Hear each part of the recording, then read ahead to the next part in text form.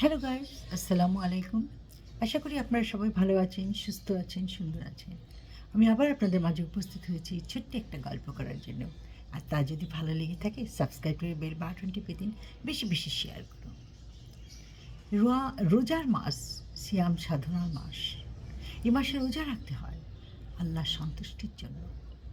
রোজা রাখুন, রোজার সমস্ত নিয়ম কানুন মেনে চলুন, জাকাত দিন।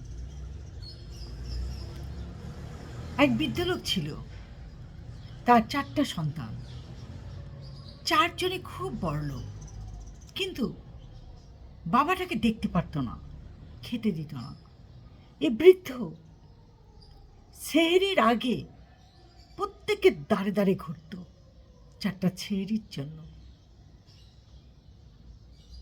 নিজের ঘরের খাবার নেই, বাড়ি ভাড়া দিত, সে ভাড়াগুলো ছেলেরা নিয়ে নিত।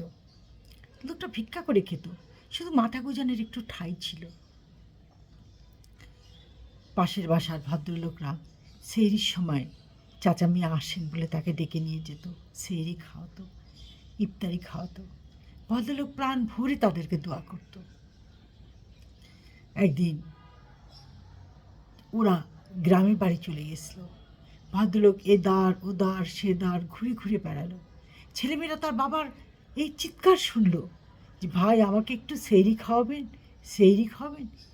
ছেলেমেয়েদের মন গড়ল না, তারা আসলো না, দরজা খুললো না, তার বাবাকে 4টা খেতেও দিল না। তার বাবার আমলে যে কাজের লোকটা কাজ করত, সে তখন চাচা মিয়া আসুন জোর করে ধরে নিয়ে যে তার ঘরে বসে তাকে পেট ভরে খাইয়ে তারপর বলল, ইফতারির সময়ও কিন্তু আপনি চলে আসবেন, দ্বিধা করবেন না। এই হলো নিয়তি, এই হলো ভাগ্য। যখন ব্যাঙ লাথায় তখন করার কিছুই নাই।